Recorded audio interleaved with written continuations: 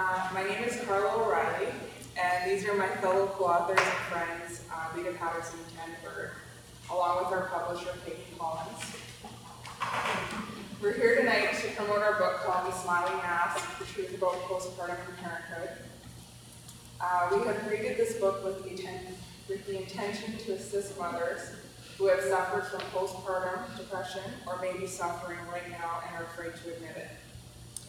We believe our stories of survival will be a testament to past, present, and future mothers. We believe that if we have empathy and education, there will be less tragedies. It is our hope that our stories will teach understanding and knowledge, and we will strengthen families. So tonight I'm going to start off by reading an excerpt from our book. We call it The Fairy Tale of the Perfect Mother.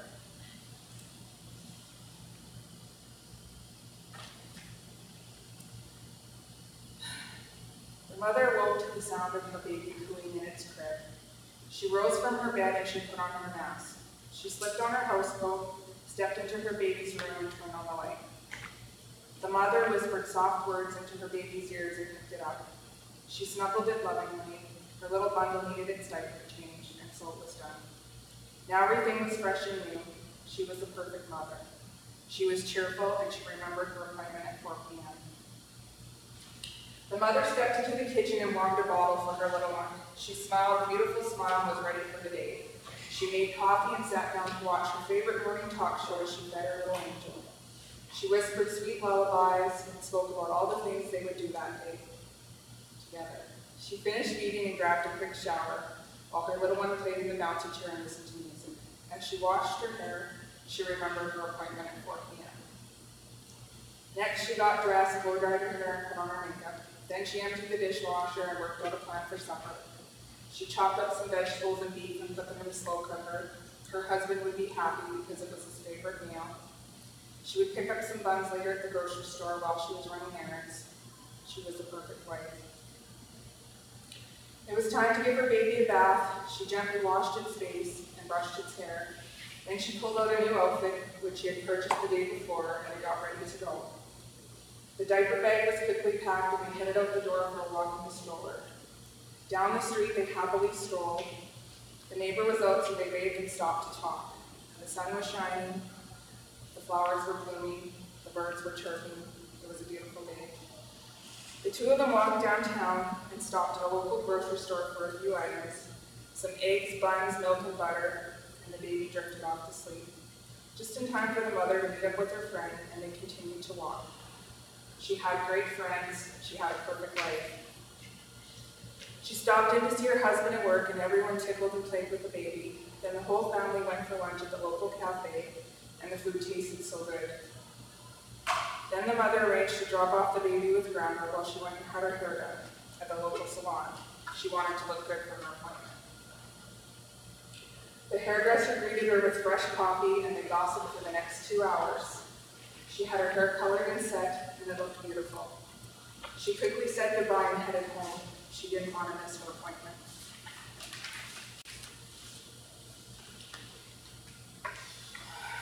So as the mother walked through the door of her house, she noticed the silence, and she walked into the bathroom and went in and locked the door. She turned and looked in the mirror. She stared and she looked deeply at her face. There was always a smile, and there was always a mask. Her appointment had come. It was time to deal with this the best way she knew how. It was time to end her life.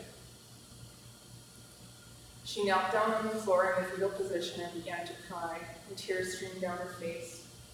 She didn't want to live with this secret anymore. She loved her child so deeply, and she began to feel its pain. She flashed to her funeral. She flashed to her child so young, whispering, "Goodbye, Mommy." She flashed to its first day of kindergarten, its graduation, and its wedding. She flashed to her own mother, Mary, breaking down and sobbing, wondering what she could have done to help her daughter, and walking the rest of the days with the shadow over her heart. The mother felt their pain resonate inside her, and she knew that she couldn't do this. Then somewhere, somehow, a glimmer of hope rose up, and she whispered to herself that this agony was going to end. but not this way. How close she was to death, how necessary it seemed. But instead, she decided to remove the mask. Suddenly, the pain, guilt, and shame evaporated. She now had the courage to speak. There would be no more secrets. There would be no more lies. And there would be no more smiling masks.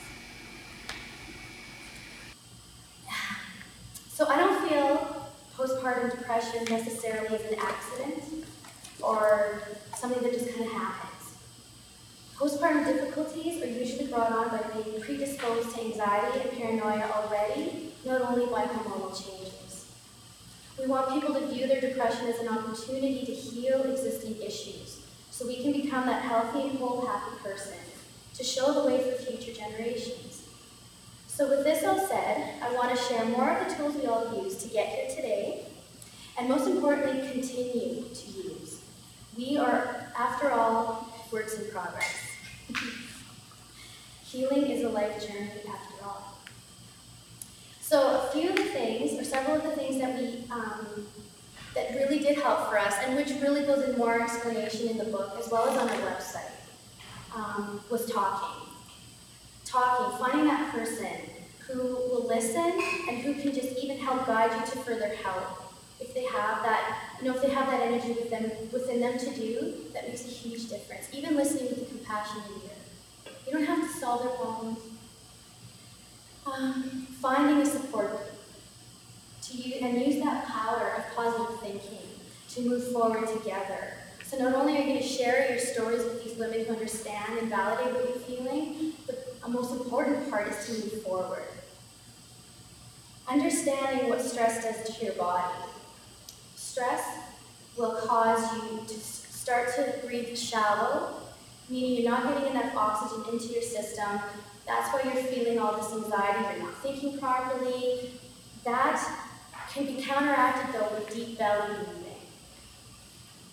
And I'm not about to show you right now, but simply it's just, oh, maybe it's just quickly. It's a matter of putting your hands on your chest and on your belly. You're wanting to make sure that your belly is moving instead of your chest. And you're breathing through your nose until you can't breathe anymore, and then you breathe in again. And then you hold for 5 seconds, and then you let that out slowly. And you want to do that over and over until you actually can feel your heart beating slowly, and you're feeling calm.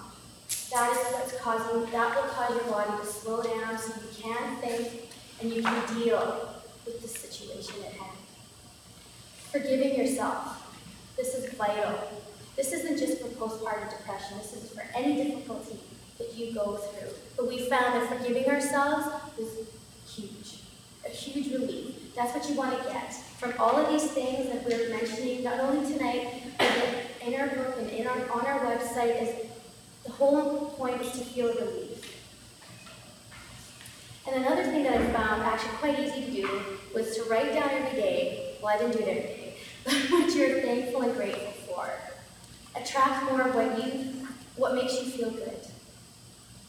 Ultimately, we need to heal and transform ourselves to change the world for the better together. We happen to feel the healing starts with the mother. Thanks so much, you guys, for being here tonight and for listening.